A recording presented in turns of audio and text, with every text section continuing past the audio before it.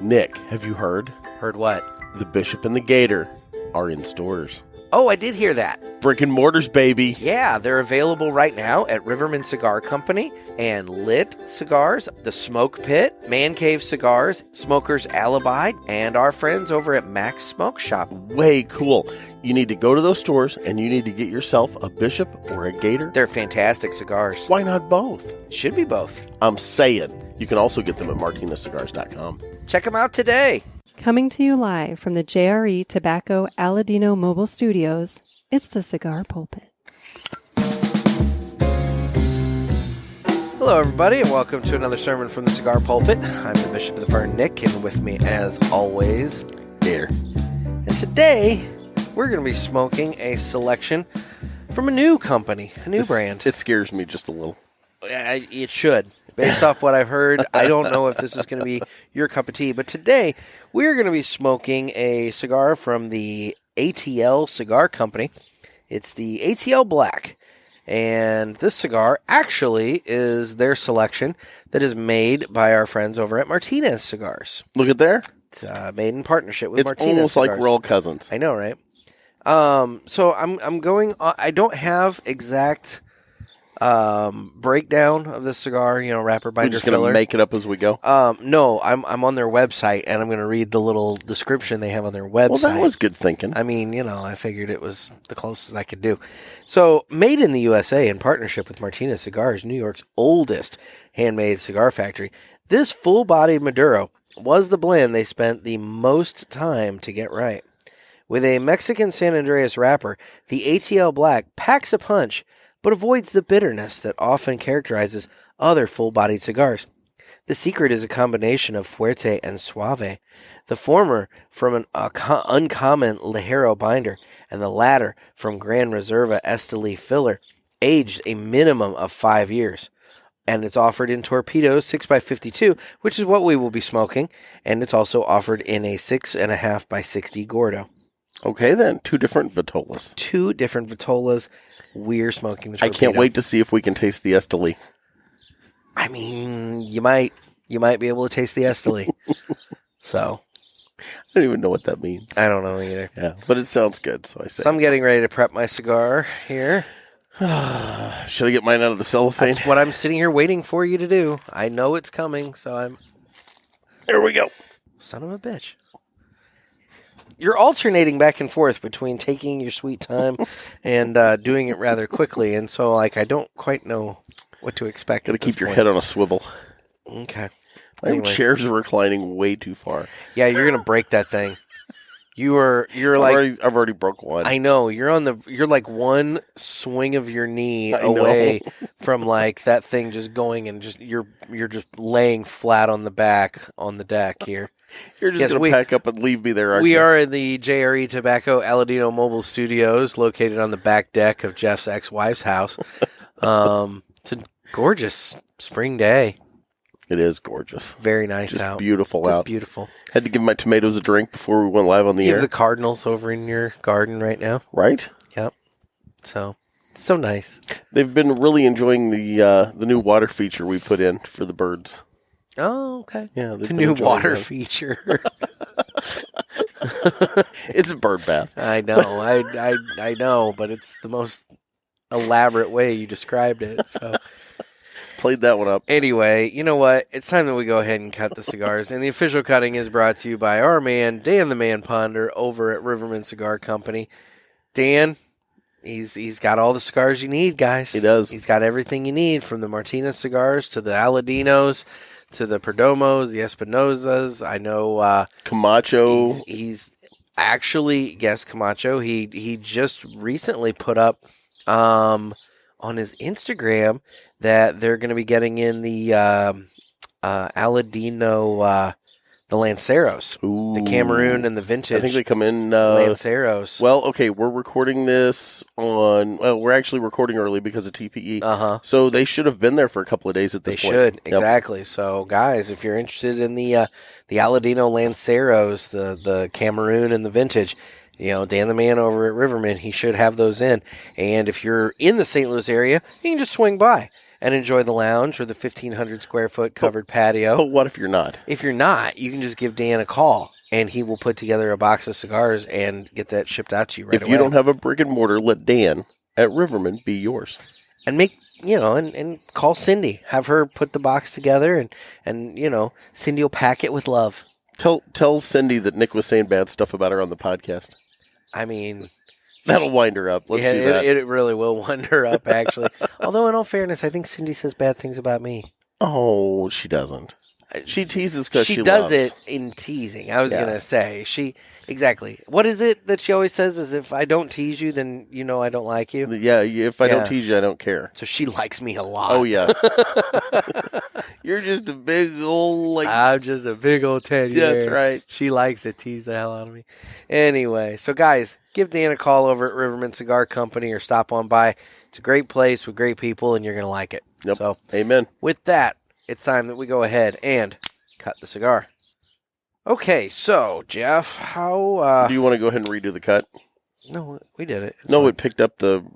Multi-track. Oh, okay. Multi-track. It'll be fine. So, okay, Jeff, we got to figure out how we're going to cut this thing.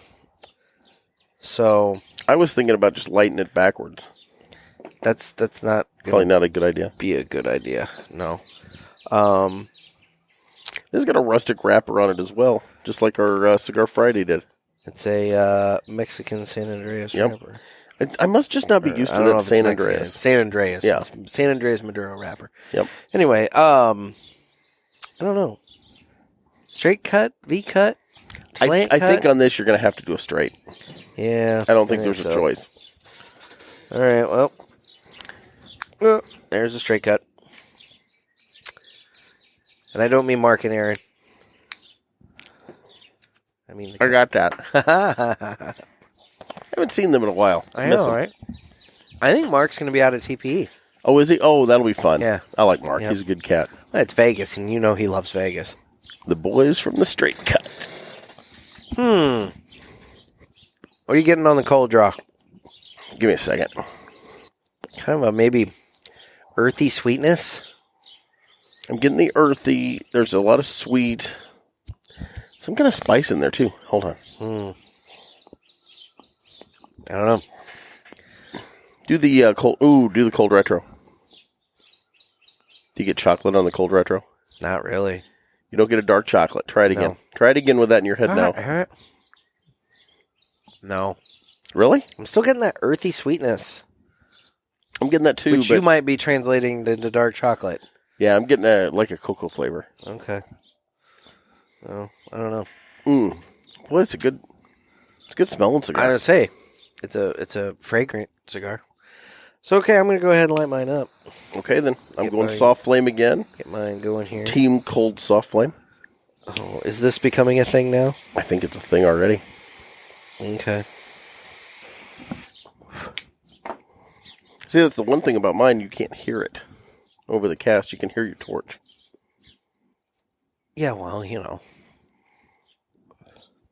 Using my My Father Flor de Lentillas lighter.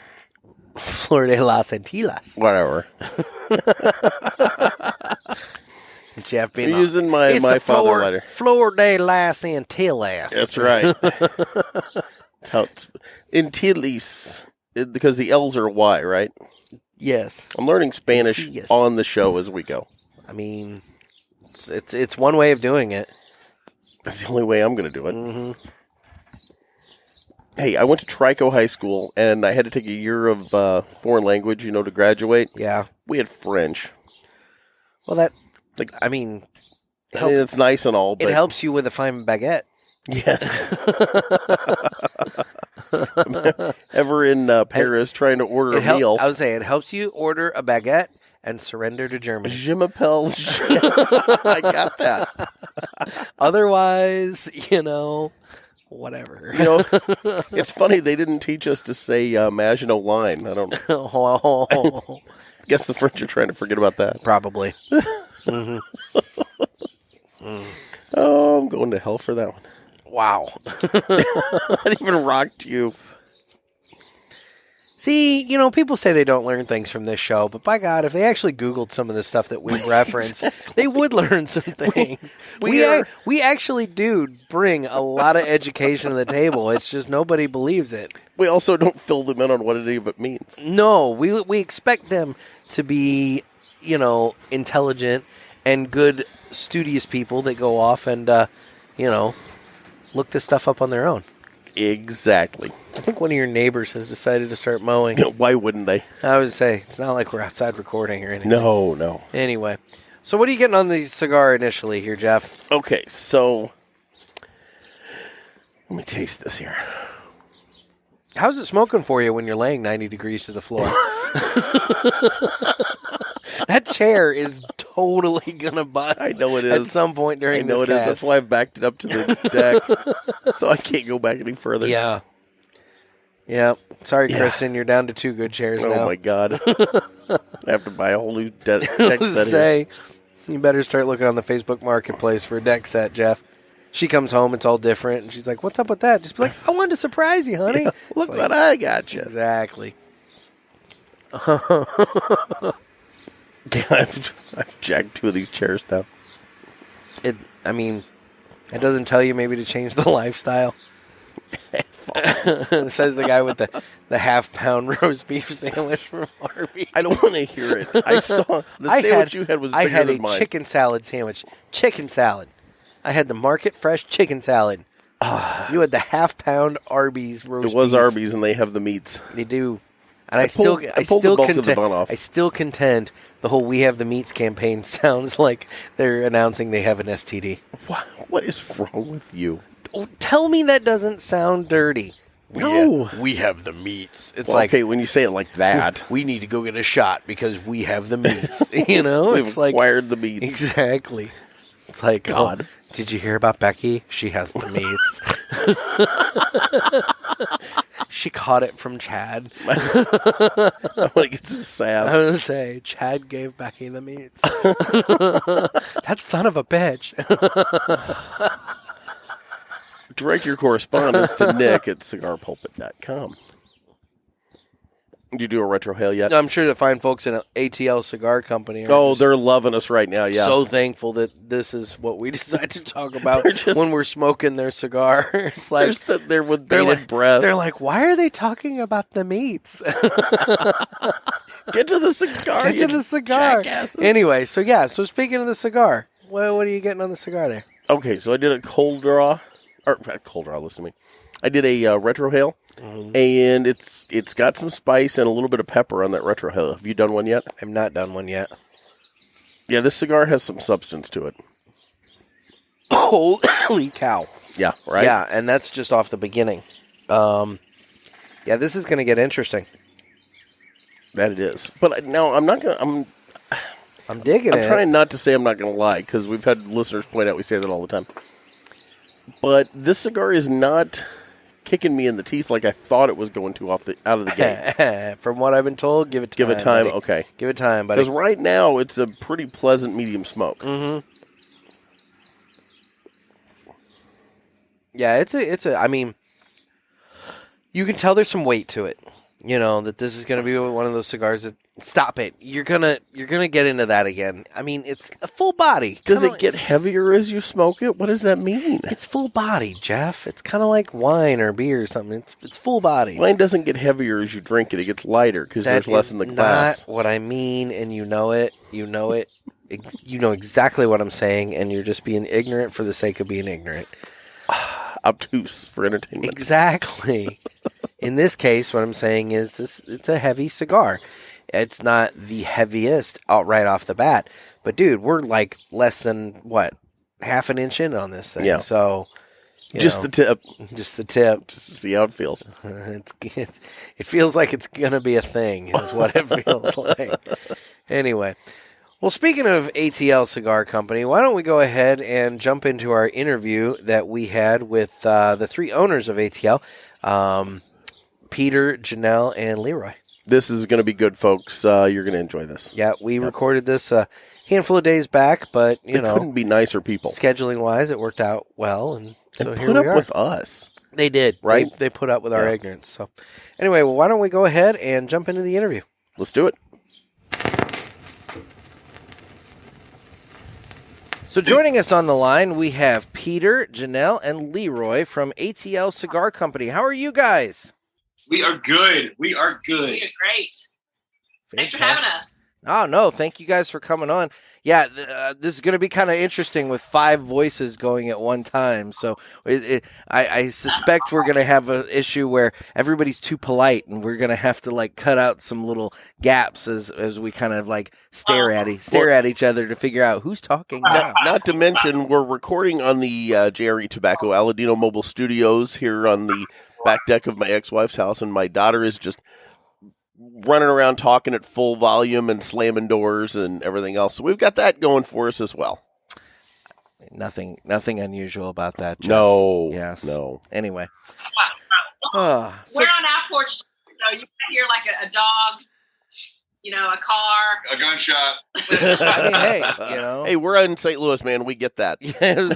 We get all that, including the gunshots. Yes. Anyway, so guys, tell us about ATL Cigar Company. You guys have been making a pretty big splash in your area in a very short period of time. Yeah, I mean we're relatively young, new company in terms of being to market. However, we've been together and dreaming about this for the last 4 years. So it's 4 years in the making till we got to this point now. So it seems like we're new, but for us, this has been a long journey that we're really glad to finally, see our sticks in the hands of people and to be getting some great feedback on them. So officially, we started about a year ago. Peter just decided that it was COVID time. We didn't have anything else to do with our lives. So it would be a great time to officially launch the cigar business. And so he went out and got the paperwork started and called him afterward. And yeah, he's like, hey, by the way, we have a company. We were like, what? So Peter went ahead and pulled the trigger on that. And really, to be honest, like Peter was our motivation for kind of really just we had a lot of plans. We had talked to a lot of people, done a lot of research. Janelle had done some business incubator stuff. And but Peter was like, it's now time. We've done what we need to do. Now it's time. So, yeah. I think that's what every good president says. He blames other people for the success of the company. So, oh, go ahead. Yeah, just a little bit about kind of what we are and what our purpose is. So, a lot of people in the cigar industry are seeing Atlanta as, the new up-and-coming city for cigars. More than 120 shops and lounges. I know Dave Rivera from Martinez is coming to see y'all in St. Louis today and going around to shops. He couldn't get around to all the shops in a month in Atlanta. And so, it's just a huge city for cigars. We felt that with that prominence of the city in the cigar culture, and then our friendship and our vibe together and our passion for leaf, we thought, we can tell a different story. With our diversity, with our kind of bond, we thought, Atlanta's getting together around cigars. Let's help them raise their game with a product that is our own as a city and kind of show a vision of what the future of Atlanta could be about. Yeah, no, that's awesome. And just going back to one thing that Leroy said, I know Jeff really likes it when people get his stick in their hands. Well, or their mouth. I mean, you guys are on the cigar pulpit, so I'd like to apologize to Janelle right now. So sorry about that. I hope she knew what she was getting into. That was Nick's doing, not mine. I was just saying, I got to deal with these two all the time. There you go. And the other predominantly male, so the other thing I want to kind of touch on is the fact that in a time period that most people were struggling with their businesses and kind of dealing with problems in order to stay afloat, I find it fascinating that that's the time that you guys decided we're going to jump in and we're going to get this thing going. I think that's really following Warren Buffett's logic of, when others are scared, when others are greedy, we're scared. For us, we saw the kind of precipice of fear that the world was in sort of May, June, July, we thought, yeah, this is the time. And I think that's bearing out now. We're 100 days into the business. We've probably sold about 13,000 cigars, depending on last night.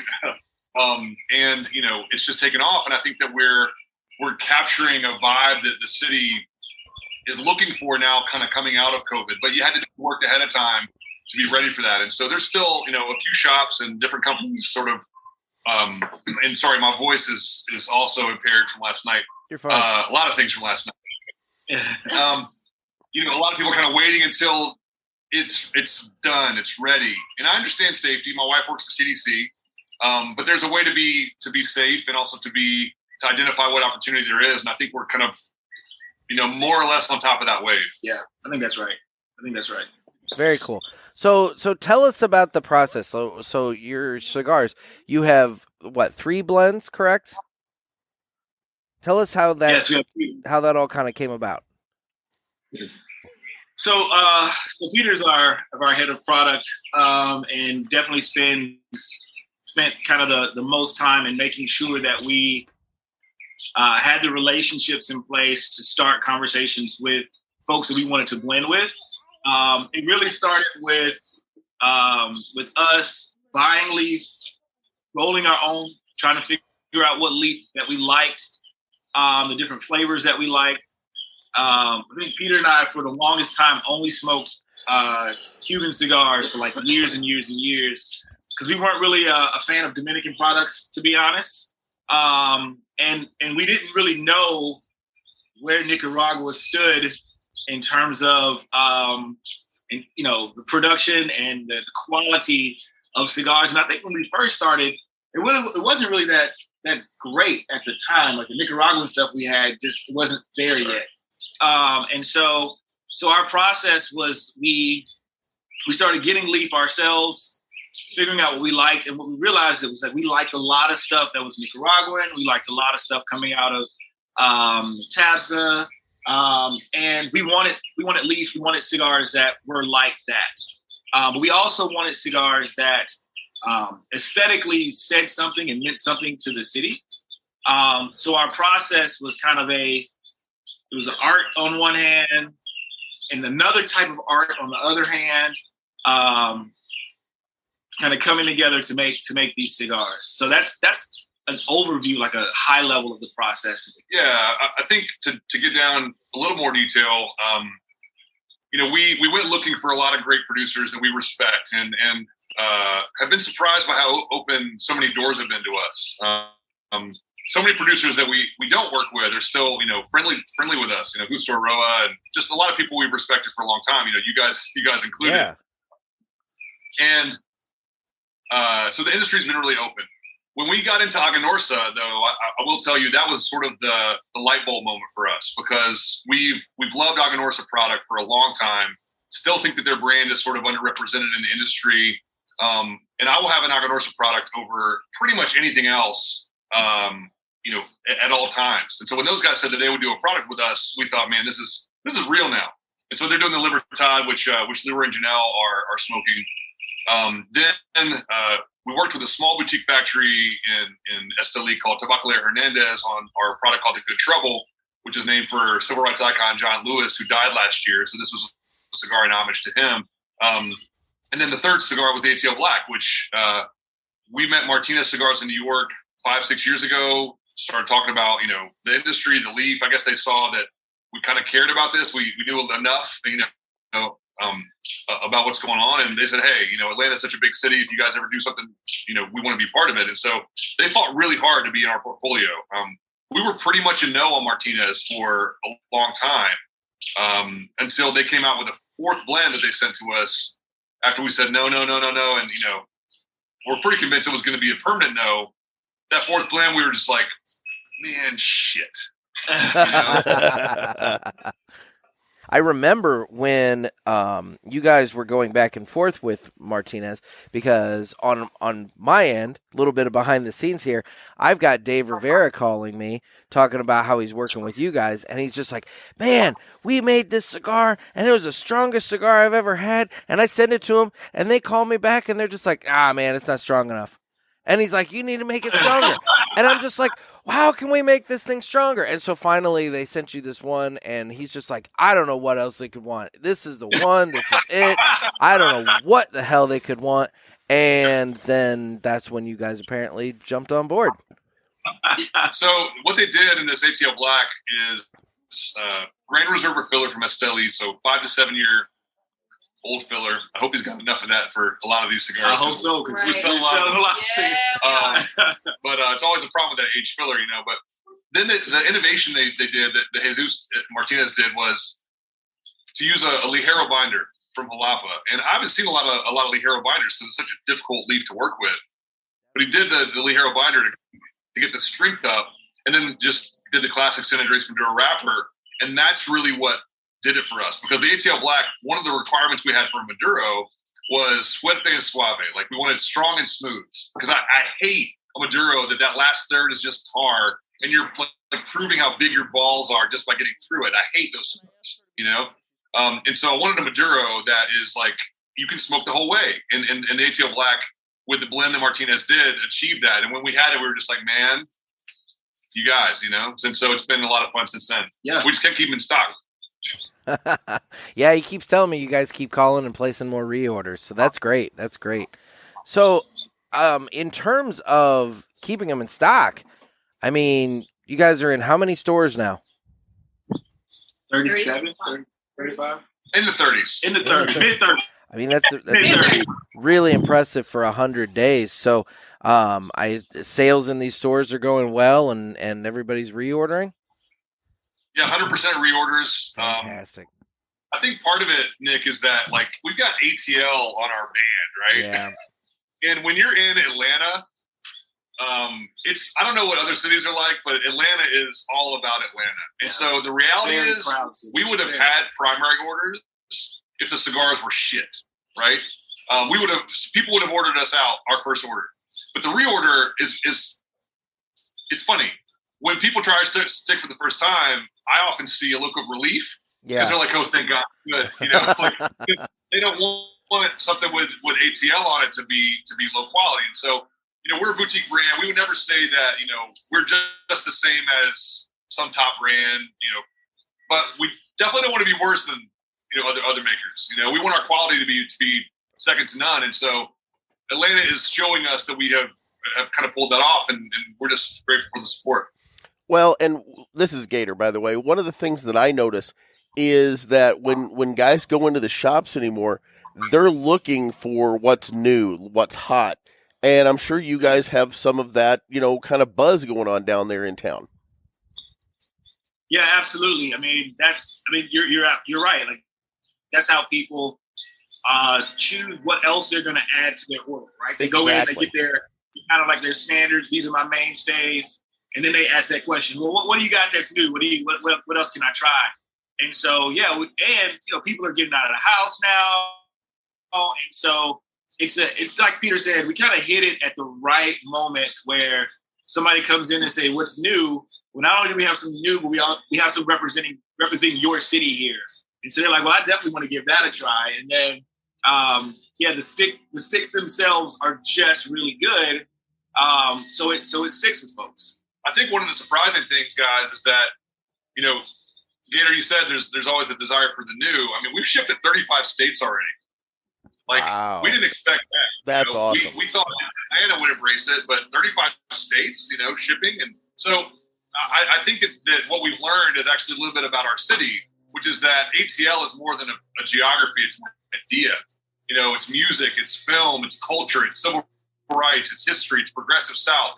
It's all this stuff, and people kind of want to tap into that, and we want them to feel that they're tapping into that when they try the cigar. That's awesome. And, and as I'm sitting here thinking about this, and you're talking about how your city has so much pride in itself and everything else, I'm like thinking, you guys tapped into something really cool, because what you did is, a lot of companies will make house blend cigars for maybe a specific shop. You guys made a house blend a brand for the city, and it's just kind of cool the way that kind of worked out. Yeah. So now, not every city can pull it off. They don't have the density of shops or the density of customers. Exactly. And also, I don't think that, like, mean, no disrespect to Phoenix, which is the number 2 city, so we have to hate on it a little bit. No disrespect to Phoenix, but like the Phoenix guys are out there, like, you know, I don't know what they'd even do, like, Phoenix for Phoenix, right?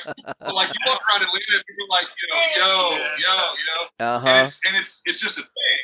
And so there's just an enormous amount of pride in this place, even though so many of us are transplants.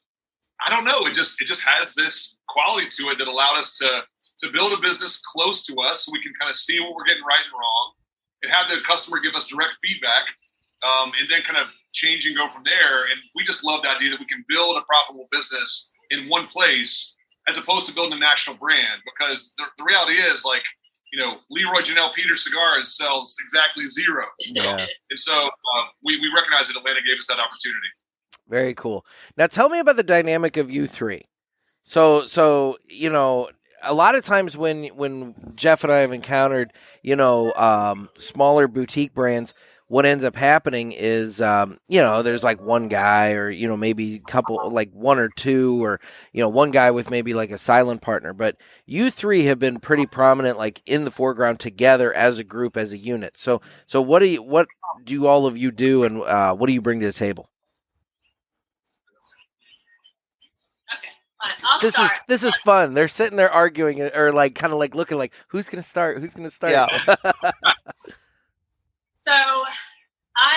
So all 3 of us, you know, we're the founders. I'm also director of marketing, so I handle marketing, social media, and events. And yeah. And she's the organized one. She's the back office. You know, she's IT as well. Like, she does a lot of things to kind of keep the business running. Yeah. I handle more kind of the financial side and the product side. And I just push us all a lot, all the time. And then, you know, Leroy, you know, is really the relational guy. So yeah, I just kind of make sure I maintain relationships with our retail partners and just other partners throughout the city, folks that we're trying to work with and get on board to, you know, join our brand, be part of our brand. I'm just the pretty face of the. Well, you can say that, but Janelle is definitely the rose between 2 thorns here on the Zoom call. I think you're absolutely right. I think you're right. That's my other job. I have to beat these cigar guys off with a stick, trying to get at my wife all the time. It's very true. You should talk to Al Roman at the Good Cigar about that. So yeah. Melissa and I have a bond. It goes beyond time and space. Weird. Anyway. Yes. So, guys, let me jump in on a serious note here real quick.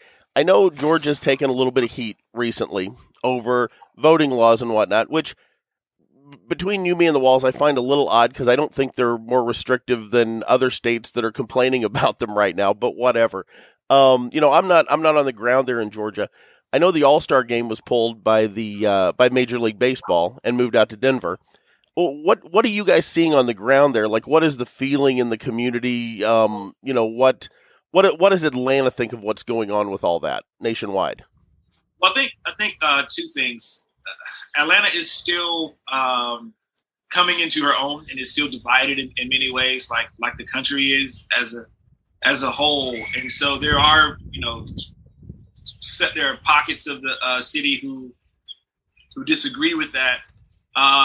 But the pockets, the majority of Atlanta kind of supported it, in my view, because it's not just about the voting laws as they were, but it's about the intention behind the laws themselves is what aggravated so many people, was where it felt like, and it seemed like it was a concerted effort to block a certain demographic from being able to have access. And, you know, one can say that it was a race thing. One can say that it was just purely a politics thing. Like, we just want to keep the Democrats, like, our enemies from being our political enemies from being. He's conservative, so you can say that. I am conservative. So one can paint it in that way. But again, like, there are larger ramifications for this city and for this state as it relates to historically blocking and keeping people from being able to vote. And so that's still a very visceral thing for a lot of people here. Well, and you know, we're from the People's Republic of Illinois, but you know, back in the day when Illinois was still a great state, you know, we were part of the North, you know, during the Civil War and whatnot. We're Yankees up here, and you know, we haven't experienced the Jim Crow laws and things like that you guys have traditionally gone through in the South. So I can see where that would be, you know, very tender anytime you touch voting laws when you're down in, you know, that area. Look, I mean, the reality is, if you are African American in Atlanta, you wait in a longer line and you have fewer places to go than white voters. That is a change since they struck down the Voting Rights Act in the Supreme Court 7 years ago. That's just an objective fact. And so the law would not have been changed had the election gone differently. We all kind of know that and agree with that. And in addition to that, the big thing that is actually a problem, Gator, about the law is that it ensures that the Secretary of State, who was the one to basically keep the ship sailing forward in the last election, will no longer have the power to do so under a dispute. So in other words, if this law had been in place before the election, they would have legitimately been able to overturn it in favor of the incumbent president with this new law in place. And that's the big problem, is that they literally would overcome the will of the voters by doing that, or could have rather. So that's the big problem that we have. And that's, I think, why Delta Coke, you know, Major League Baseball said, you know what, fuck you guys. And we're kind of okay with that. Obviously, we don't love it in terms of, you know, the impact economically on the city, but this city is economically resilient and will find many other places to make money. So I think in short, we're in a fight here in Georgia. It's not a fight between people. It's a fight between ideas. Correct. You know, we have different spectrums politically. We are a white guy, a Filipino woman, and a black guy. And that's kind of the point for us, is the diversity and is the difference. And we could disagree respectfully and still, you know, hug it out at the end. And that's really important, I think, for us as a city and as a country moving forward. Well, and I think that's also something that, you know, you find in the cigar community. You find people of different backgrounds, Absolutely. races, creeds, religions, whatever, and we all sit around in the lounge, we fire up a cigar, and we can talk this stuff out, and at the end of the day, you know, we go back and we say, hey, is that cigar good? And then we move on with life, you know? I mean, it's... You know, and it's funny here in St. Louis, Nick and I found ourselves in the situation. We tend to lean a little more libertarian, conservative, whatever you want to call it today. Issue. Yeah. And, you know, but we'll sit and find ourselves in a conversation with what I would consider a very liberal judge, you know, at a cigar lounge in St. Louis. And like Nick said, at the end of the day, we're just all there enjoying our cigar. Yeah. That's important for us. I think, you know, we have an hour and a half together. We have this beautiful cigar to share. If we have this in common, what else do we have in common? That's basically why ATL Cigar Co. exists, is to make the most of that hour and a half that you might have with somebody and figure out how to build a bridge where there wasn't one before. Yeah. Well, fact, I will say this politically. I wish Dick Durbin would sit down with us and have a cigar and stop trying to kill the cigar industry. But, you know, that's my senator here from Illinois. And Gator, I'll add to that if Dick Durbin does get his bill out of committee, conservatives will want as many Democrats like me as possible advocating for the industry. Absolutely. And there are many of us in the industry. You know, we need to work together on this stuff, and we need to recognize that one side doesn't have all the answers, right? Like, amen. You know, we disagree with a party philosophy. We have to debate the issues one by one, and where you and I have a place to come together, great. Where we disagree, great. That's America, man. You know. Exactly. Amen. Exactly. So, if a shop outside of the Atlanta area is maybe curious to try your cigars and possibly bring you in, how do they reach out and talk to you guys and see about doing so? So they can email us at info@atlcigar.co and, you know, talk to us about, you know, where they are, what they're interested in. And, yeah, they can actually apply. We only have a handful outside of Atlanta right now, but if they go to the website, atlcigar.co, we tried to build a decent website, which isn't always the case in the industry. They can access us through that anytime. Gotcha. Well, I just like it's one of those things going back to earlier in the conversation where you're talking about, people are always looking for what's hot, what's new, that kind of thing. And as we've pointed out, you guys are building quite the buzz down there in your section of the country. And so a lot of, you might have some shops listening to this that might decide, hey, maybe I got to get in on this. We need to get in on this early. And then that way we can be, kind of one of those early adopters. Yeah, absolutely. Just get us on the website, send us an email. We're happy to kind of send out samples to shop owners to, see if it's something that they really want to carry. Just let us know. I want to say something to see if you agree with it, because we haven't had this conversation. Oh man, here we go. So as we have seen our product grow, there's a trend in the industry that we think we're part of, which is the growing importance of black smokers, both female and male. We are black owned. I'm a minority partner. People always laugh when they hear that I'm the minority partner, but whatever. And so what I see the country doing is they order from us online, and as shops reach out to us, is they say, I'm a black shopper. I got a lot of black smokers. Atlanta is an idea that resonates in Black America, period. Yeah.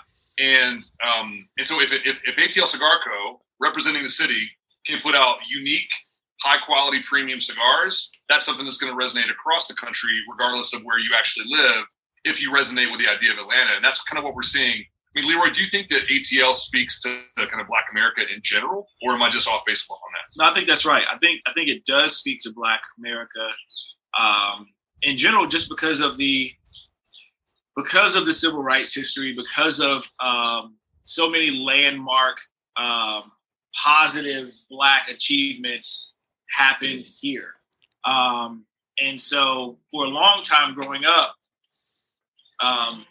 in the Black community, we would refer to Atlanta as the Black Mecca. Like, this is where, if you want to make it as a Black person, you need to figure out how you can get to Atlanta or get some connections in Atlanta. And this has been for years, at least the early 90s, maybe even into the 80s. Atlanta was kind of seen as this place for advancing Black growth and upward mobility. And so I do think that Black people around the world do look to Atlanta in a very different way, and saying, like, there's something different about Atlanta than, say, in New York or Chicago. Like, even though those are important areas for Black life, there's something different about Atlanta. And so it does have this kind of a beacon around it. I mean, music, right? Film, Tyler Perry Studios. You can see some incredible, studio complexes. More movies are made in Georgia than in California today, and that kind of thing is all about kind of what Black Atlanta is doing as well. And then you got classics like Ludacris's "Hoes in Different Area Codes." That is yet another anthem that people resonate with. And so we want to talk to those hoes in different area codes all around the country and buy our cigars. That's right, we love hoes. Sorry, Janelle. I want to apologize on behalf of all the guys on the call. We love hoes here too. What the? Okay, Dirty hoe. I'm sorry, baby. I love you.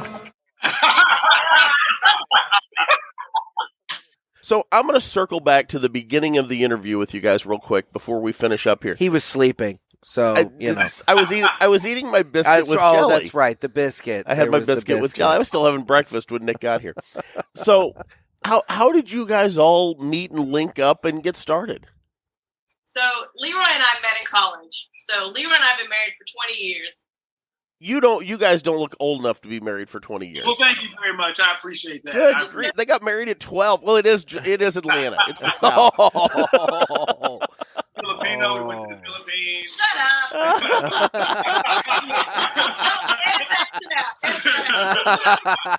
PhilippineBride.com. Oh, my gosh. Well, welcome to the sermon from the cigar pulpit. Leroy and I met in college, and I moved to Atlanta. We got married. We were married for 20 years. About 5 years into that, we moved into a Southwest Atlanta neighborhood, Capitol View. off of Metropolitan University, SWAT's Atlanta. And we moved into this, upcoming neighborhood. And that's where we met Peter and his wife, Jessica. So Leo and I have known Peter for 15 years. And, we spent many a nights together at each other's houses on the porch. Mainly them two over cigars and bourbon and cigars and scotch. That's the way to do it. Yeah, we've known each other for 15 years. I think, we moved into this neighborhood in Southwest Atlanta,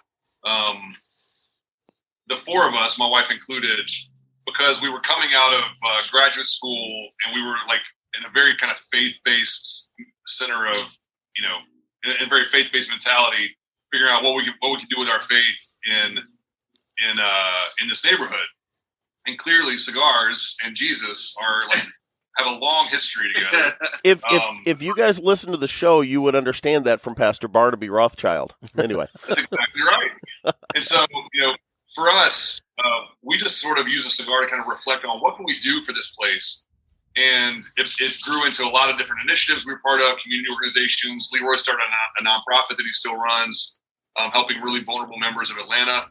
And so, we needed a lot of time and presence, and cigars provided that for us. And over time, we just kept smoking better and better stuff, went to Cuba together, started doing a lot of cigar kind of travel and really making cigars a big part of our lives. Then Janelle, about 6-7 years ago, came along with this palette that is like next level. Yeah. And we were like, okay. And so she's the one who actually we rely on to tell us if the stuff's any good. After about 10,000 cigars, I don't know. I don't have to blown it out. Yeah. Yeah, but then, we started really thinking about the business, and rolling our own stuff and got this, Ometepe leaf and added jalapa here and Esteli there and Condega there. And it's like, oh my God, I don't hate this. And when we started doing that together and rolling them together, we were like, could this really be something that we do? And so I think for us, we started the business together thinking about, this will be a great expansion of our friendship. But the friendship always comes first. So for us, we say, whenever there's really a fray in our friendship, ATL Cigar Co moves on to somebody else because it's not worth that to us. And I think that keeps us pretty grounded. We also have really different complementary skill sets that allow us to kind of swim in our own lanes and keep this thing going. We're all pushing really hard after this, but in different lanes, and that helps. That's awesome. It's much different than Nick and I's partnership, where we're both the creative types, so we're sharing the same lane and just splashing water at each other. What the heck?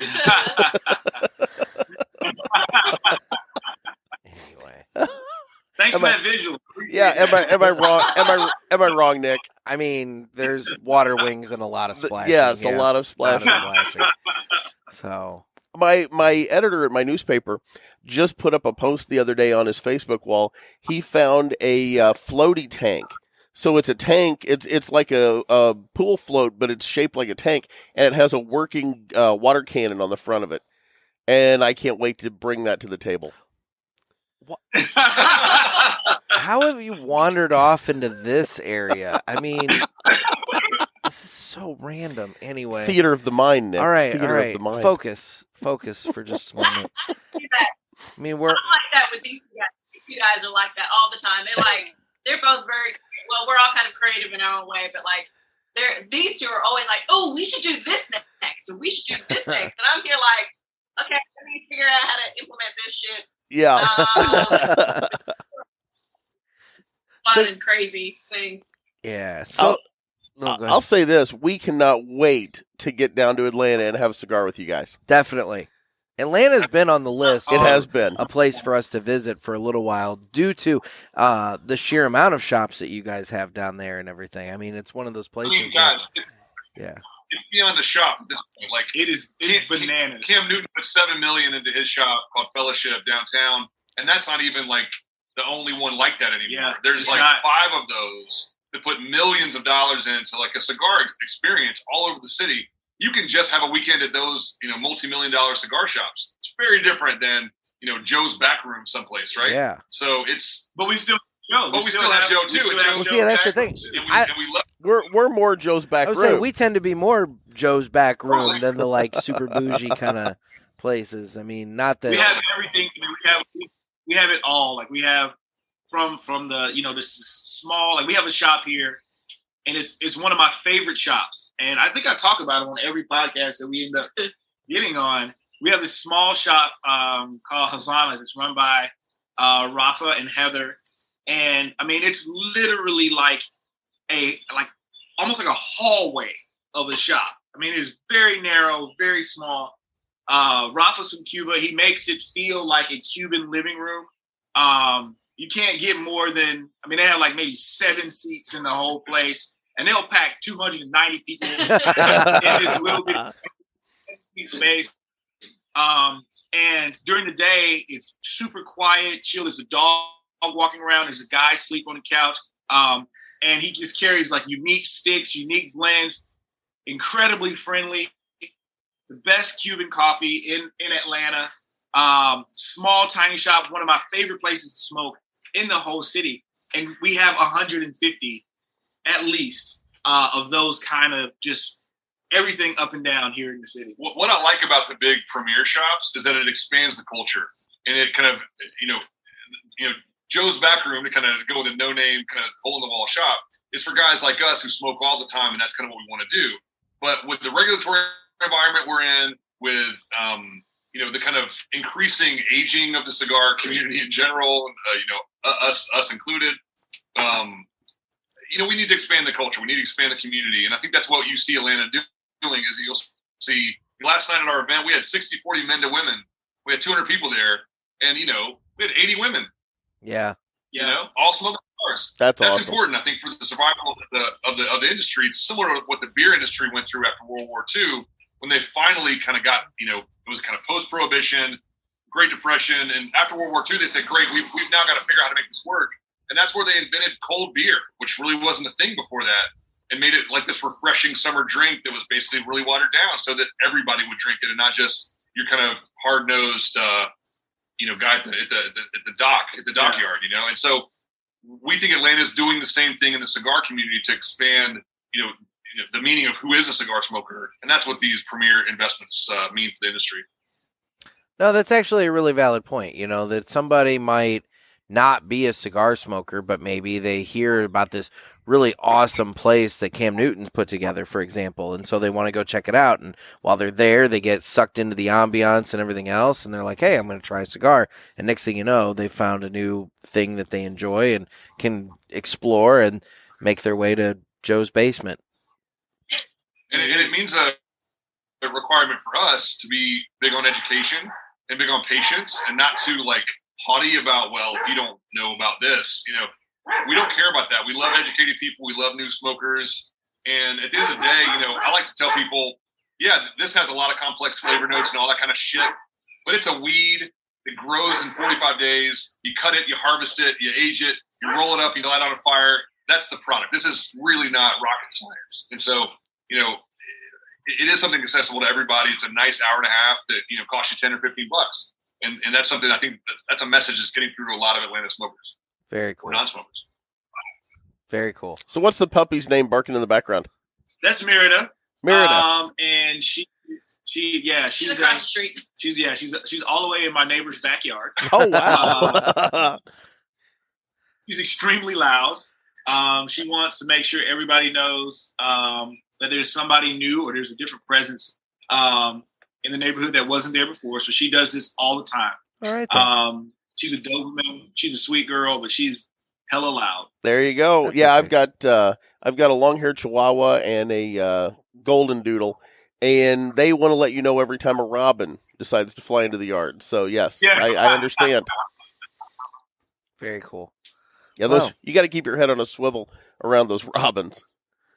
Well, guys, so I mean, they're dangerous. So, guys, so what's next for ATL Cigar Company? I'll do the events, and then Leroy can do the products. Or do you want to do events, and I'll do products? Let's do it that way. We do events. Yeah. You do products? Or I can do events. Yeah, there you go. I can do you run them. That's her job. Yeah.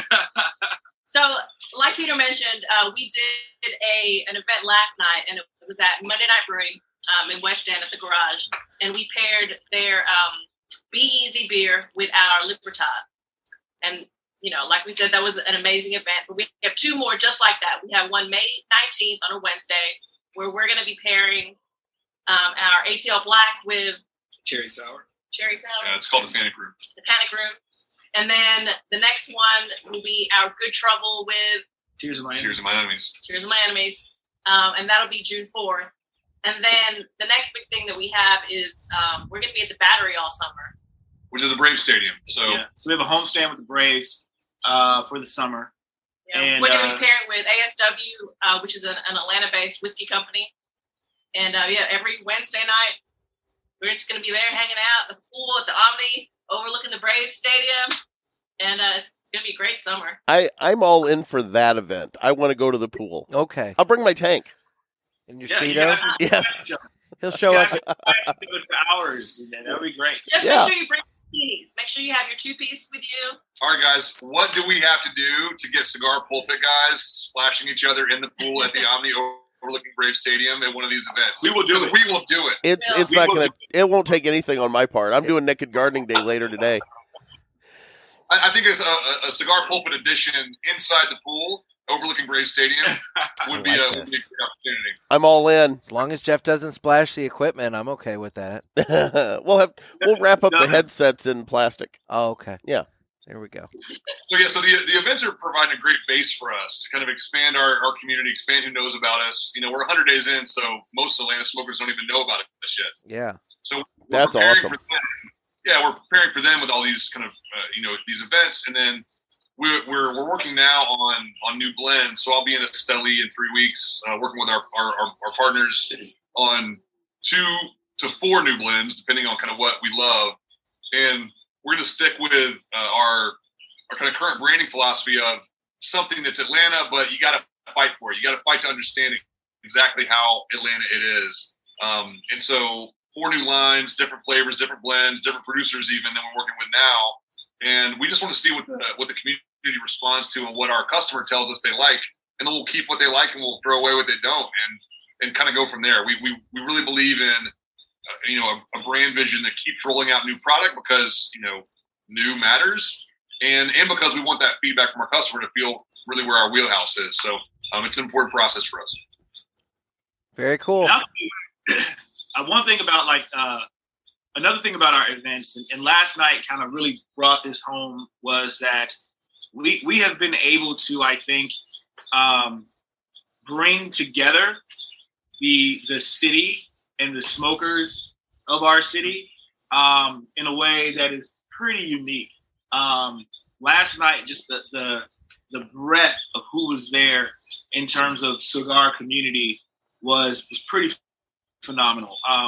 Atlanta has kind of pockets where people smoke and where people hang out, and they're the same kind of people in the lounges. You'll see the same kind of people kind of moving around in different lounges.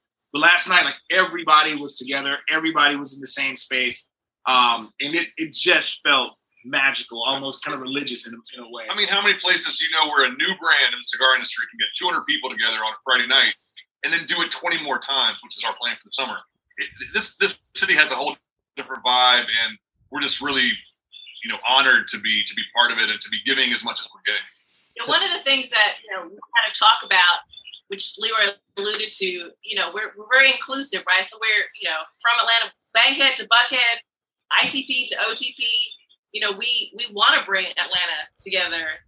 White, black, Latina, Asian. And it's really just about bringing everyone around the stick and enjoying the diversity and just joining everybody. I mean, this is Atlanta,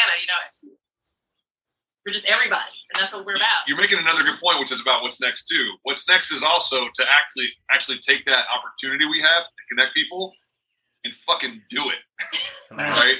To actually having these conversations about our differences, to have these conversations outside of our echo chambers, and to really begin sharing and creating dialogue. One of our events we're going to do with our Good Trouble cigar, more around community politics, city politics, Republicans and Democrats together, nonprofits together, trying to move the city forward and talking together about how we can do that. We think we have a pretty unique opportunity to bring those disparate, groups together that maybe other brands couldn't do. That's awesome. Very cool. Well, where can consumers follow you and get more information about your brands? So we're on Facebook, Instagram, and Twitter at ATL Cigar Co. And of course, our website, atlcigar.co. And you can sign up for our newsletter. You get some insider stuff that you might not necessarily see on the socials. But yeah, everything that all of our events, that definitely gets put on the socials, and you'll find out, where we're going to be throughout the year and beyond. But yeah, that's our socials. Hey, Janelle, what is the status of your MySpace page? God. We're still working on that. We spent a lot of time on the coding. The colors are phenomenal. Are you guys fighting over the 5 songs or whatever? Yeah. Well, we only chose one. We chose "Seasons of Love" from Rent. 525,600 minutes. That's mine. Song that plays on repeat, and you can't turn it off. So yeah. Okay. All right then. Well, guys, seriously, this has been a great time getting to know you guys. And yes, we're very much looking forward to at some point making our way down to Atlanta and meeting and hanging out with you guys. So thank you so much for taking time out on a Saturday morning to talk with us. Thanks so much for Thank having you, us. guys. We appreciate you. We really do. Thank you so much. Take care, guys. Well, they couldn't have been more delightful. They were awesome people. Yeah. I'm so glad that they took so much time and chatted with us. And you know what? I think we're going to have to take them up on their offer about going down there at some point. Oh, hell yeah. I mean, just the prospect of 120 cigar lounges. Yes. I mean, Atlanta's been on my list due to the sheer amount of cigar places for a while now. But now that there's like fun people down there that, want to show us around and hang out. Well, yeah. I'm all good with that. We like to have contacts in the cities that we go to. We do. It just makes it easier. We do. It's a valid point. Tour guides. Well, if you yeah. will. Yeah. Yes. Yeah. Someone to give you the local flavor. Lay of the land. That's right. Uh-huh. So, Jeff, we're smoking the ATL Black. We are. And we've been smoking it for a little while here. What are your thoughts? Well, through the magic of podcasting, obviously we started out smoking it. We took a little break because normally we'll smoke, we'll do the interview, and then we'll just kind of pick right back up and start, when we've done a pre-recorded. Yeah. But we actually held off on this one to give it some time, and it is to change. It is ramping up. It is ramping up. Yes. It is definitely a ramp up. It probably starts off as a solid medium. Yes, solid good, medium. Good medium bodied, cigar, Yes. And I'm maybe, what would you say, first third? I think we've completed the first third. We're probably into the kind first of starting third to transition, getting close to the transition to the second third. Mm-hmm. And this thing's building. It's building. It's definitely building. It's putting off a ton of smoke. Ton of smoke and a gorgeous, stacking dimes white ash. Yeah, I had to ash, but you've held on. Yeah. And yours is stacking dimes it's a over there. pretty ash on the cigar. Good burn line. Actually, while we're talking about it, I'm just going to get a shot of the ash. It's a good burn line. Yeah, I haven't had any issues with the cigar so far. It's that Martinez construction.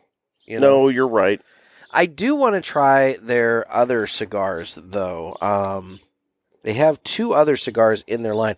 They have the Libertad and the Good Trouble. Okay. And I do want to try both of those. I think... Well, that might just have to be another show. I think so.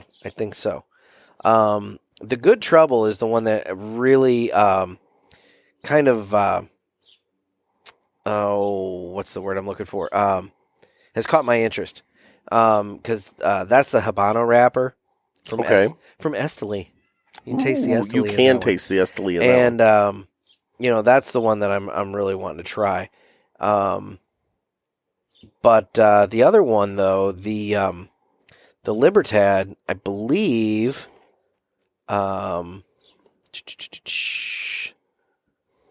What is that one made? As opposed to the Libertode, which is a patriotic frog. That one's done by Aganorsa Leaf and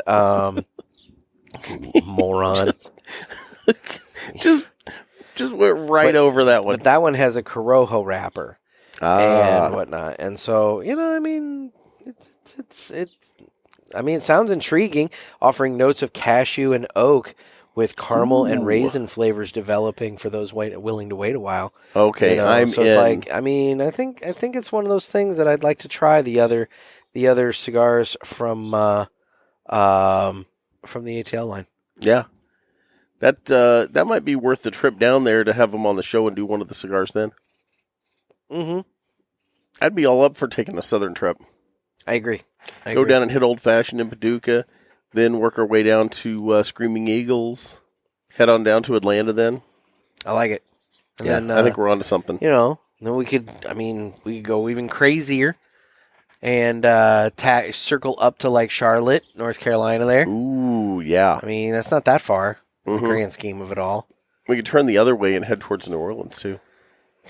Could. You're not as big a New Orleans guy as I am. No, you like the city a lot more than I do. love New I mean, Orleans. I don't want to like shit on it. It's just not my cup of tea. But It's one of my favorite places in the world. okay, It really, really is. But I'm actually planning a trip there later this year, so I'll get to go down and scope out some of the cigar stores down in and around New Orleans. well there you go. Yep, looking forward to it. Well, Jeff, why don't we bail into some Ask the Boys? I think we need to. Shall we play a game? You talking to me? I have a question for you. You gotta ask me nicely. Ask me about my winner. You got a question? You ask the 8-ball. Come on, sucker. Let's get it on. So, guys, it's that time of the week again for Ask the Boys. And all you got to do is get your questions into us by calling the Ask the Boys hotline. Area code 863-874-0000. And, ask us questions about whatever, life, cigars, just whatever.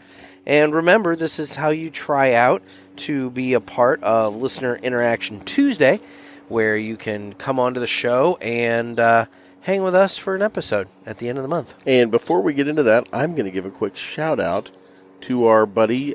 He goes by Will P35 on the Instagrams. But Will was actually kind enough to send me a photo of him headed out to his turkey blind today. Yeah. And he was taking a gator with him to smoke, along with a, let's see here. Oh, we have a call coming into the Ask the Boys hotline as we're doing this. A live call? Live call. Hang on 1 second. Hello, this is the boys. You're asking us a question. Hi, boys. Bjorn! This is Bjorn from Sweden calling. Hey, what's up, Bjorn? How are you? I'm fine, thank you. How are you guys doing? This is the first live call we've had at the Ask the Boys hotline. Bjorn, I'm going to finish something up here. I've got to have a first for everything, right? I mean, Bjorn, hang with me a second. I'm going to finish up something I was in the middle of. So I was giving a quick shout out to our buddy Will P35 on Instagram, and he was kind enough to let me know he was taking a gator with him out to the turkey blind today, planning to have a smoke while he sat there and waited for the birds to walk in. And then he sent me a photo, and he had a successful hunt. I think it was somewhere in the neighborhood of about, actually less than a half hour. Wow. So, yeah, he went out to the blind, and within a half hour, he had limited out on with his turkey. So, congratulations, Will. Well, there you go. Anyway, so back to Bjorn. So, how's it hanging, buddy? Yeah, it's great. I'm sitting here in the awning before my caravan, just watching the sunset going down over Öresund Strait, over Denmark, watching some Magnum PI on the computer. Oh, that's awesome. Having a really great time. Nice. Yeah. Yeah, I forgot to mention my wife. She's complaining here. She's sent all her love to you guys. Hold on. Put her on for a second. Yeah, let's say Mrs. Bjorn. Yeah, we need to talk to Mrs. Bjorn. Let's see. Yeah. Hi, this is Amy. Hi. Or Amy in English. Amy? Hi. How are you? Nice to talk to you. Do you have any stories about Bjorn you'd like to tell us? Well, I can tell you the story when we first met. Okay. Perfect. If you like. Well, we've debated if we were going to rewrite it to be more child friendly. But, you don't have to worry about you're that good. with us. You tell us the real story. But, yeah, well, we've known each other about 20 years now. And the first time we ever connected was through the computer. We had a chat room. Chat room on IRC that was only for students on the same university. Okay. Okay. Yeah, and I was out in the garden of where I lived. You're doing a very long story now. Yeah. We got time. Go down to the sorority house. Otherwise, this will be a 3-hour episode. I sent him a hug, and yeah, a hug, star.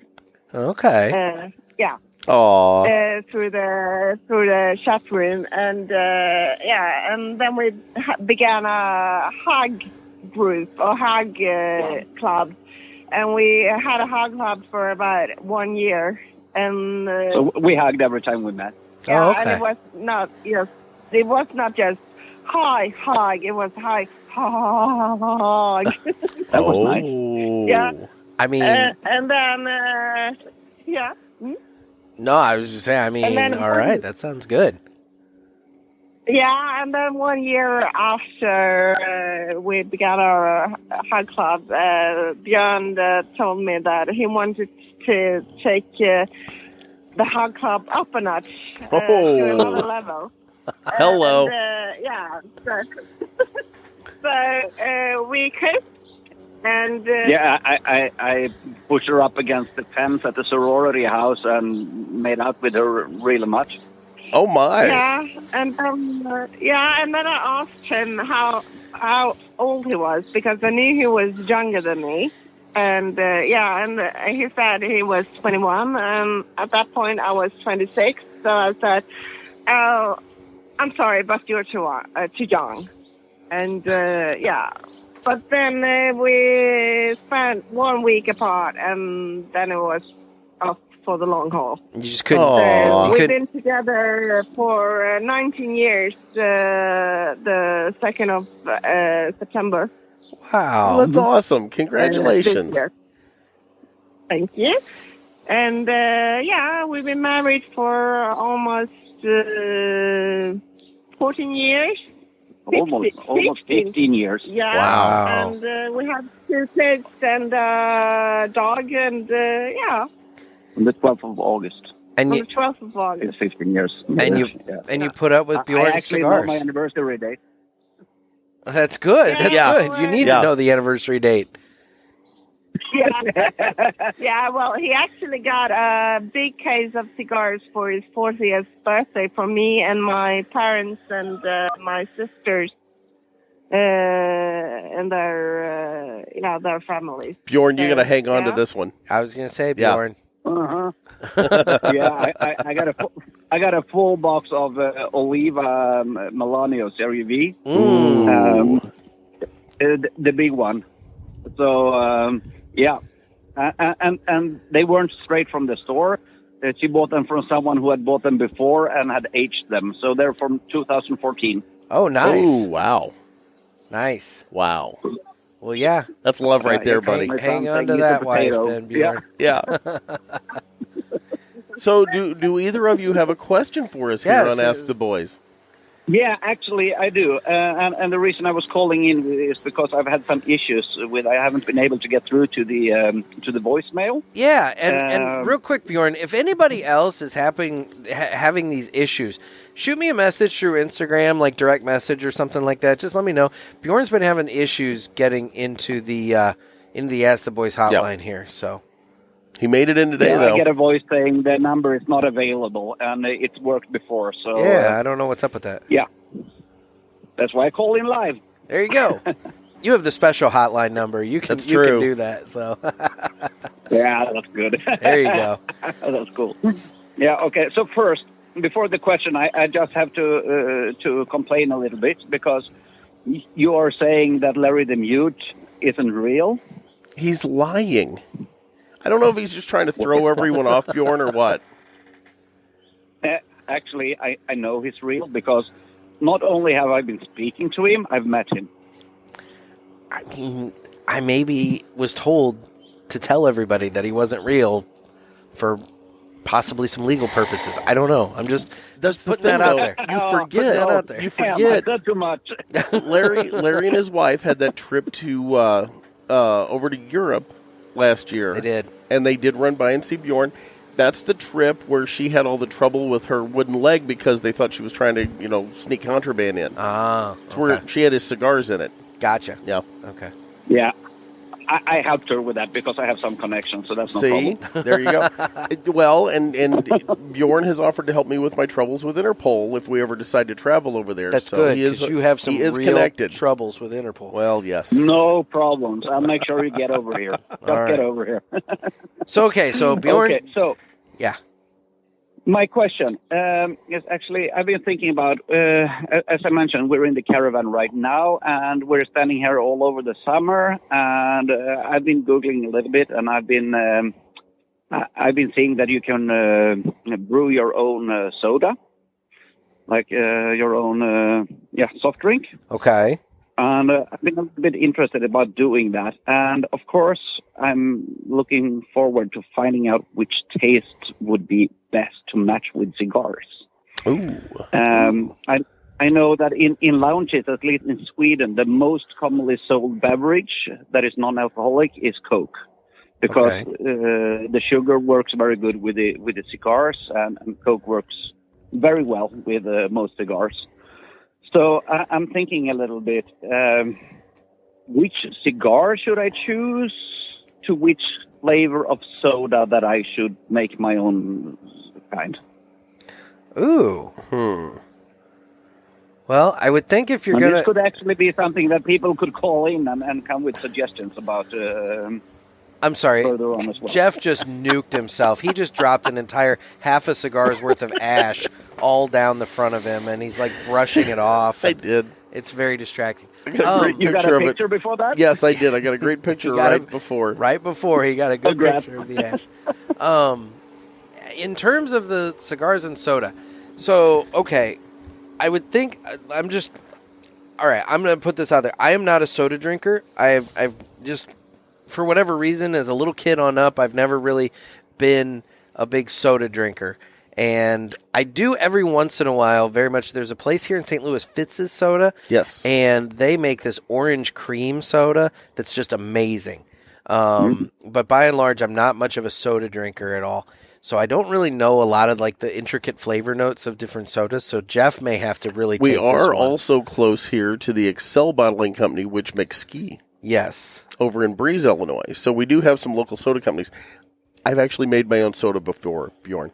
So, Jeff, you're going to have to run with this. In southern Illinois, we have sassafras trees. And I have actually made my own root beer with a sassafras base. Cool. And went a step further, turned it into kind of a soda, then fermented it further into essentially a wine and bottled it. So I have sassafras wine that is really, really good. Okay. And made my own wine out of sassafras. But yeah, I have made my own made my own soda out of sassafras. There's recipes for it. You can find them online. He's asking for pairings though. Like soda flavors to cigars. See, I think a root beer goes really well because I think it brings out a lot of those, especially if you have a cigar that's got like some good fruity notes or maybe some good like spice. Things like that. I think the root beer is going to really like pull a bacon that out. Spice, not like a pepper. Yeah, no, not like a pepper. Like, kind of like I talk about persimmons a lot, or different fruit flavors like that. Different spices. Like you said with baking spices, the cinnamons, the nutmegs, that kind of stuff. What's the flavor of root beer? That's something that I know you can get it now, but that's not really a big thing over here. So can you tell me a little bit? What's the flavor? So the thing with root beer is you're going to have, it depends on the recipe and who's making it. If you're making your own, obviously it's much easier to buy it than make it yourself. But it's going to have some wintergreen flavors. It's going to have some sassafras flavors, maybe burdock. Caramely. Yeah, it's going to have some, and basically what root beer originally was, this is, people on the prairie or whatever would dig up the various edible roots and things, like tree roots and things around the area where they were. And they would, cook those down and then make a soda or a beer or wine or whatever out of those roots. So that's where where root beer comes from. Yeah. Yep. So I would think some sort of and again, I'm speaking from pure ignorance, but I'm thinking like either a cola or a root beer would probably pair with a cigar that's kind of maybe like an earthy, kind of caramely, kind of that kind of maybe like a Maduro. I'll tell you, maybe, I don't know. I think some ginger beers could pair up really nicely with a cigar too, depending again on the type of cigar and the flavor profile that cigar has. I would think maybe like a lemon lime, like a Sprite or something, maybe with a Connecticut, like a light soda with a light cigar. Possibly, maybe. Or you may need one. You may need That's interesting that you mentioned Connecticut. I must break through there a little bit because I have the Bishop and the Gator in my humidor, and I'm so happy. I think I'm probably the only one in Sweden. I was going to say, I'm pretty sure you probably are. You're not the only one in Europe, though. I do know that. There've been a few other shipments over that direction. So, but I think you are the only one in Sweden I know of. Yeah. So the thing is, I've tried the Bishop so far. Really love it. It's a really nice cigar.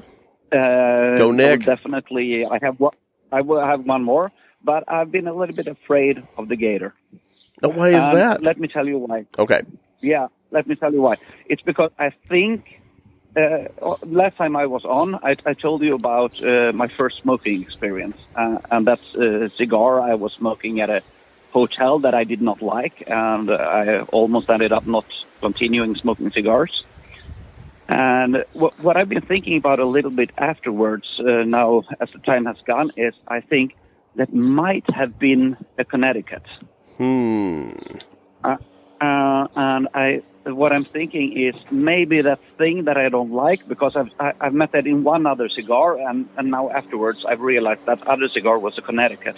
Maybe that's the thing I don't really enjoy so much. But I will still try it, and I will report back to see if that was the case or not. I'm very curious to find that out. Yeah. Well, yeah. So, like, what was it about the Connecticut's that you've had that you didn't care for? If it is the Connecticut flavor itself, which I think it may be, if that's it, it just gives a taste, a smoky taste that I don't enjoy. I will tell you. Depending on some Connecticut's, you can get a little bit of a bitter flavor, especially towards the end of them. I don't get that with the Gator, but I do get that with some other Connecticut's. So, maybe that's part of it. I don't know. I will still try it because I've got 2 sticks in my humidor, and I'm just waiting for the right moment to give it a shot. So I will still do it. So I'm really curious about it to see if that might have been the case, that it was the Connecticut, or if it was still something else that I haven't been able to find out. Well, Bjorn, I can't wait for you to get my stick in your mouth. Yeah, I know that. You've been waiting for that for a long time. I was sitting here just waiting for it. Amy's sitting right next to her saying, "Oh my God, she can't hold it together." Sorry, Mrs. Bjorn. Sorry about that. Amy. That's awesome. Well, yeah. She loves to be called Mrs. Bjorn. That's no problem. Surname. Don't you forget it. There you go.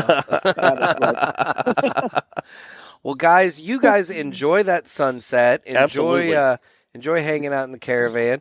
And is that some kind of like key party thing? What is it? What is a caravan? It's their little trailer. Caravan. Oh, okay. I thought they were in like some sort of commune. No. Some kind of hippie, weird, like, nudist thing. That's you. That would be me. I don't know. Is caravan maybe a British English word? Is caravan what? Caravan maybe a British English word? No. Like caravan here would be like a wagon train. Like multiple, different vehicles in a row kind of going somewhere. But I get what you're getting at. You've got like kind of like a little camper that you tow around and live out of, right? Okay. Okay. Yeah. Maybe camper is a better American word for it. There you go. Fair enough. I just thought you'd found a group of like-minded people. No, I know. So I'm sitting with our camper. Sorry, Mrs. Bjorn. I knew the word RV and motorhome, but this hasn't a motor. This is one that you put behind the car. Yeah. Pull behind, yep. So I'm doing white trash full out now. There you go. You'd fit right in over here with us. We'll get you a Confederate flag for the back Oh end my or something. God. You'll be set. Oh, that's all any of us need. I Yeah, know, let's right? do that. Yeah. So, No. there you go. Hello. You want to say hi to the cigar pulpit? Hi. Hi. Now, who is my the? son. I was saying, who are we? Oh, that's okay. I was gonna awesome. say, who are we saying hi to? Oh, Dominic, who are you? My name is Dominic Herpian, Yeah. and I'm a potato. And he's a potato. A potato. potato. Dominic, this is my friend Nick, and my name is Gator. hi, Dominic. Hi. Okay. Gator here is shaped like a giant potato. I am a sleepy potato. Yes. So yeah, so it all works out. So I'm sorry. Is he fat? Yes, Yes, he is. Yes. He's very fat. We're Americans. We're all fat over here. Yeah. Well, I brought him up well, didn't I? There you that's go. awesome. There you go. Well, you guys. You hear from small children and young people. Staying in Sweden. It was so good to hear from you guys, and thanks again for calling in live on the Ask the Boys hotline. Definitely. Absolutely, guys. Have a nice one. I can't wait to hear you back in my car when I'm driving again. Perfect. That's awesome. Thank you so much for having me. It was a real pleasure to talk to you guys. Very much And so. you as well. And you as well. And hopefully one day when Jeff gets his Interpol situation straightened out, we can add a European leg to the Traveling Freak Show and Cigar Evangelical Revival and get out there. Yeah, absolutely. It's got international incident written all over it. It really does. I have one last thing to say. Okay. I have gotten a new game to my Switch. Yeah. Ooh, my daughter has a Switch as well. New Pokemon Snap. It came out. I think it was the last of April. Dominic, this is a cigar pulpit. Yeah, you know. It's not the game. It's not the game pulpit. Okay, It's guys. okay. All right. Well, you guys take it easy and enjoy that sunset. Yeah. All right. See you, Bjorn. Absolutely. Bye, guys. Bye, Dominic. Bye, Amy. Bye. Bye, guys. Well, that was awesome. That was awesome. That was fun. They're just the sweetest people. I know. I'm glad that we got to make that happen. And so in the process of all that, by the way, you mentioned persimmons. And I feel that we need to give a shout out to listener Seth Jones. And Seth kind of confused me. And myself as well. So I had a box arrive at my place. And the box contained a candle in it. It was, well, let me back up. It was addressed to you. It was. And there was no card, no note, nothing, whatever with this box. And so I gave it to you. We opened it up. I asked you if it was ticking. You said no. It said no. We did open it up outdoors so that in case it was filled with anthrax. Front towards enemy. You know, exactly. Towards me, you sack. But anyway, we did open it up outdoors just in case, it was one of those listeners that got in touch with us. And but it was actually play Misty for me. Exactly. No, that's exactly it. We're just like, oh great, we're getting gifts now, mysterious gifts. It's next thing you know, the next call to the Ask the Boys hotline is going to be telling us to play Misty for them. Thank God it wasn't a Barbie head in the box. What's in the box? Anyway, what's in the box? But in this case, what was in the box was a very nice scented candle with the smell of persimmons. It was. And how you even found that, I'll never know, but it was awesome. But he reached out and inquired to make sure that it arrived, and that's when I found out that Seth was the one who sent it. And so, Seth, thank you. Thank you. That was really nice, man. I can't wait to light it up now that I know that it's safe. Jeff's ex-wife is going to be happy, too, because he'll light it up in the bathroom after he drops a boom. Oh, absolutely. And I'm out of sage right now until it gets some more growing in the garden to make some more smudge sticks. So, I'll use that. Is that what you call it? Smudge stick? Anything to kill the scent. Anyway. You know what I'm talking about. I nuked you earlier on the deck here. Oh, you gagged the hell out of me is what you did. So, anyway, well, Jeff, why don't we move on to our next question on the Ask the Boys hotline here. Let's do it. Hey, guys. Noah here. I was bored, and I made the mistake to go on Instagram on May the 1st, and I would say that is the most uncomfortable I've seen viewing vegetables since I watched the Stephen Hawking interview. Keep up the good work. Oh, my There's no more God. nude photos there. Oh, my God. Yeah, it's the first Saturday in May, folks. That was awesome, Noah. International Gardening Day. Naked Gardening Day. Well, or as I just call it, Gardening Day, because I'm always naked in my garden. Dear God. That's the only day I take a picture, though. Yeah, it was. The neighbors It was a send thing. a lot of them into the cops, but that's the only day I take photos of myself naked in the garden. Yeah, it was a thing. I call them photos, they call them evidence. There you go. And our next question here.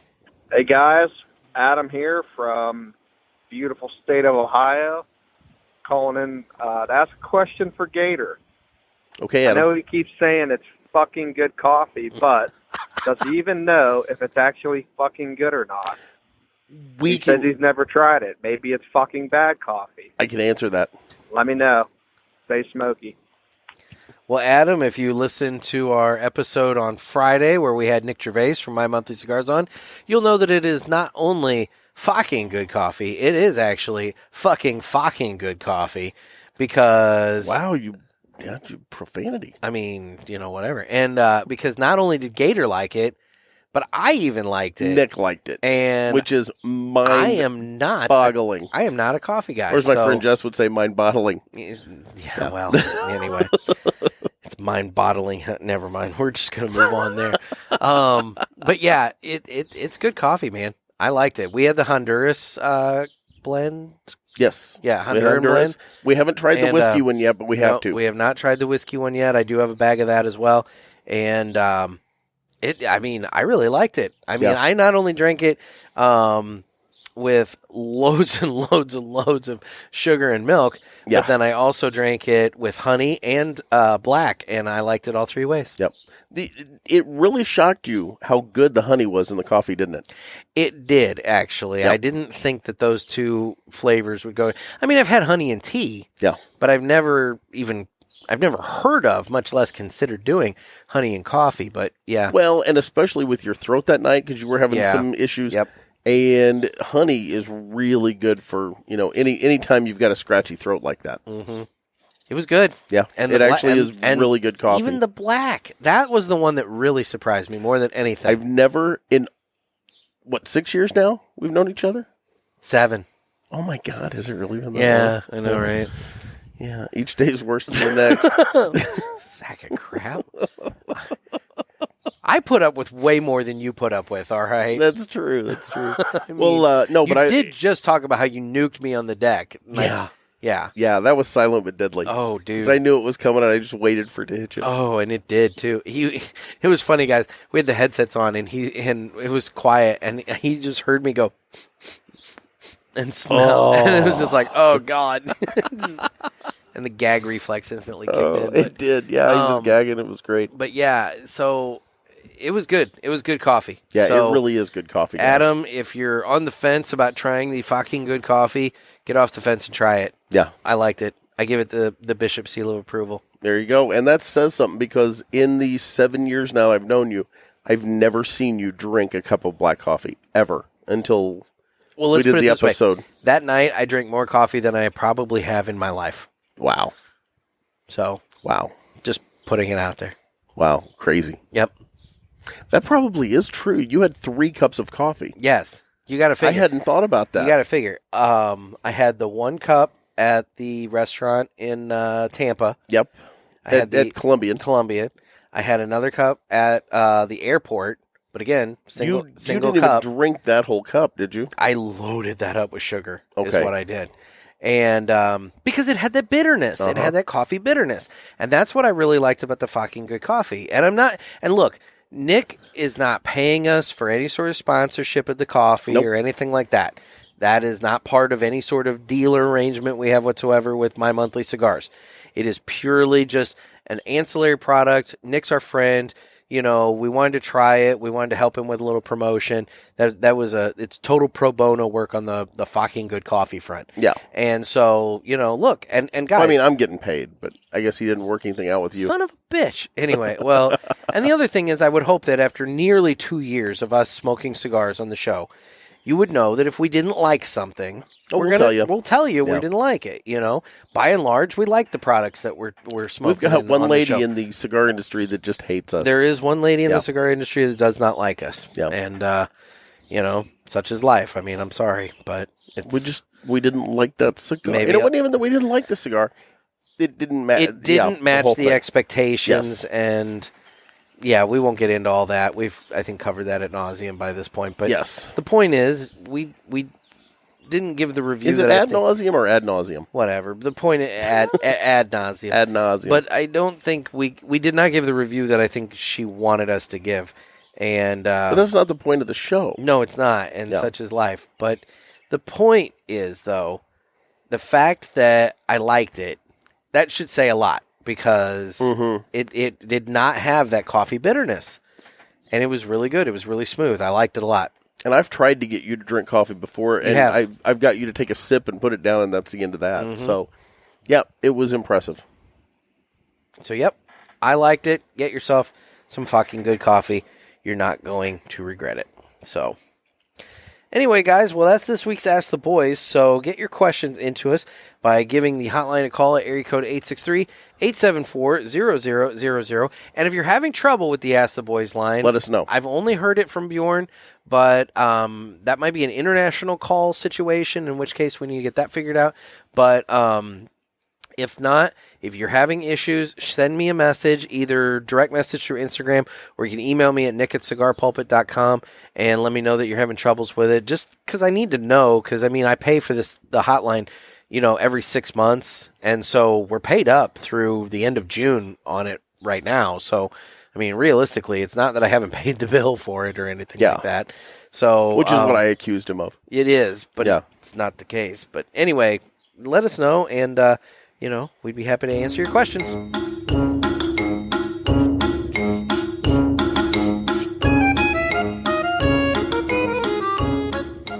So, Nick, as we somewhat wrap up here, we talked about Nick from My Monthly Cigars. We did. Talking about the fucking good coffee. Fucking. Oh. And I think we should tell everybody, what is My Monthly Cigars? My Monthly Cigars is a premium cigar subscription service where you can get a box of cigars sent to your door every month. They come in a variety of sizes. We get the El Presidente box. We do. Which is 8 cigars for $50. There's also the Robusto box, which is 4 cigars for $30. The difference is the El Presidente is 2 of everything that comes in the Robusto. So it's good, like in our case, where we're smoking the same thing. Yeah. We can talk about it. Or you can hoard them. Or if you want to get the El Presidente and, say, get the $50 box. Yeah, hoard you can up. hoard them and that's right. whatnot. And both of them come with an MSRP guarantee, which states that the value of the cigars within the box is guaranteed to meet or exceed the price of the box.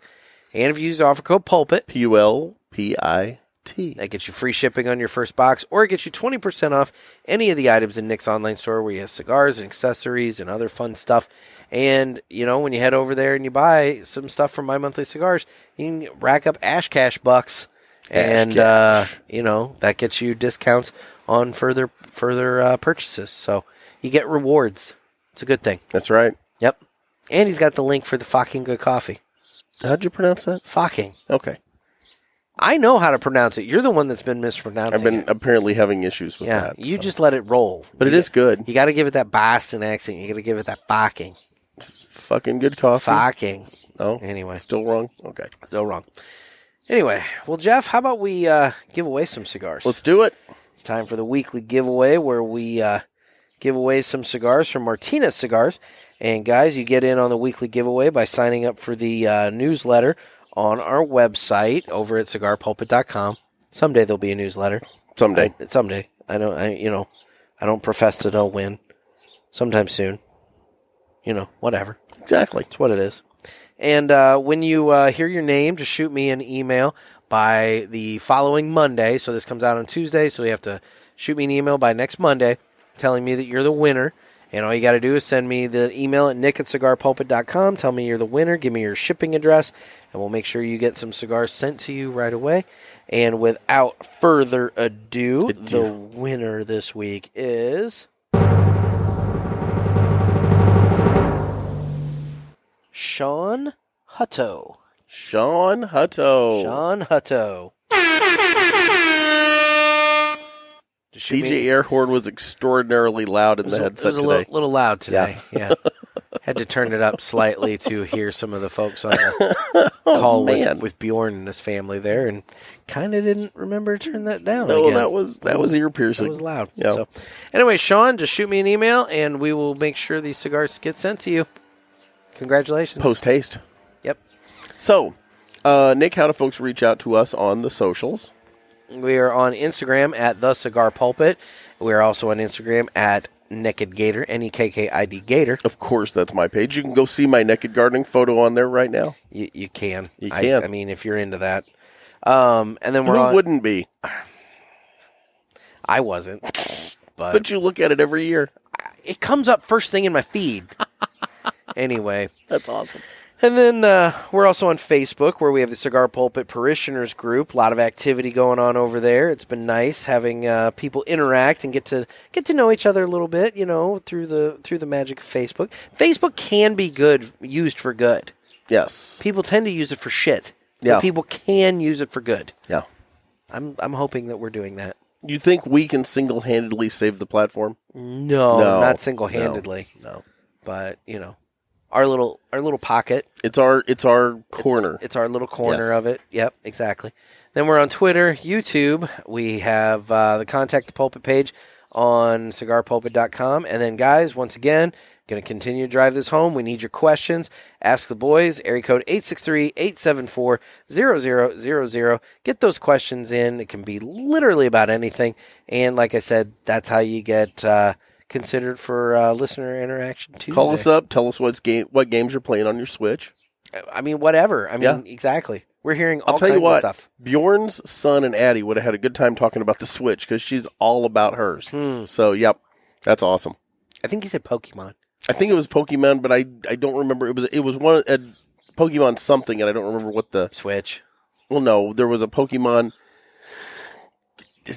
Gold or something. There was some other Pokemon something. Yeah, Pokemon. Yeah, it was whatever. It was whatever incarnation of the Pokemon game it is at this time. So we'll have to go back and listen because he did say what it was. He did. So anyway, that's how you reach out to us. What a cool name. Yeah.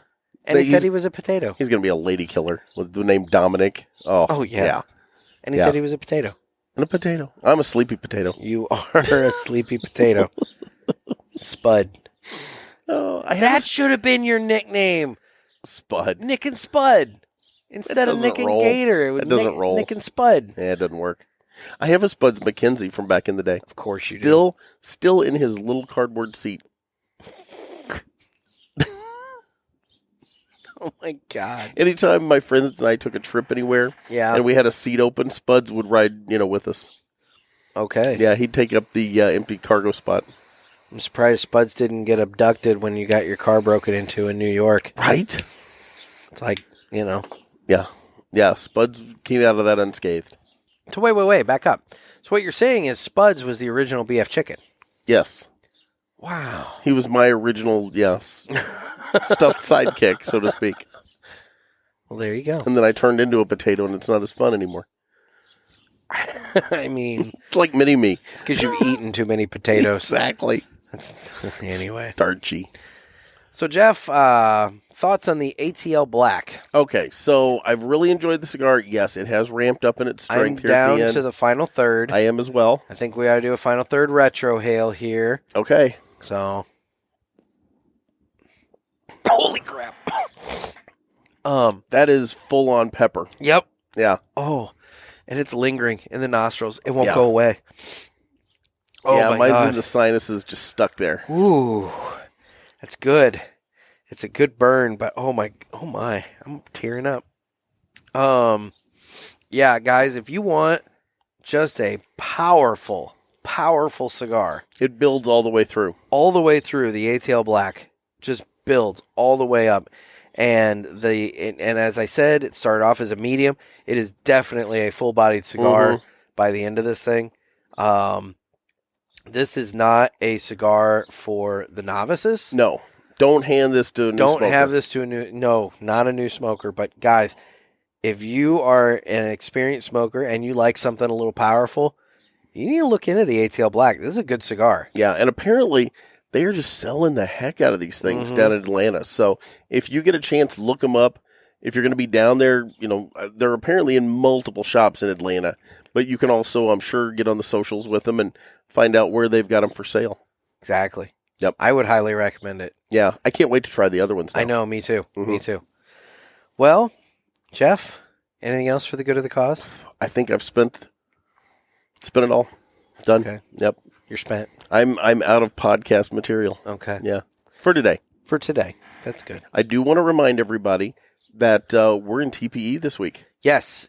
We got this episode a little pre-recorded in advance because the day that this drops, you and I are heading out to Vegas where we will be checking into the hotel and getting ready for the show. TPE runs, Wednesday, Thursday, Friday? Yes. And then Friday evening, you and I take a late flight back from Vegas. And we're going to have a report on TPE. It's going to be in next Tuesday's show. Yes. This Friday, we're going to have another selection from the My Monthly Cigars box. And then next Tuesday, we'll have a full recap of everything that took place out in Vegas at All TPE. things TPE. And it's going to be a good time. I know, there's a lot of vendors going out there, a lot of manufacturers going out there this year. More than I thought were going to. Yeah, I know. And, and TPE is going to be the first trade show back in Vegas. It's going to be the first one once it gets going here. So it'll be good. It'll be a fun time. So we'll tell you all about it on next Tuesday's show. Again, like Nick said, stay tuned on Friday for our next selection from the My Monthly Cigars box. There you go. Well, Jeff, unless you have anything else. I'm Gold. Guys, this has been another sermon from the Cigar Pulpit. I'm Nick. I'm Gator. Everybody stay safe and stay smoky.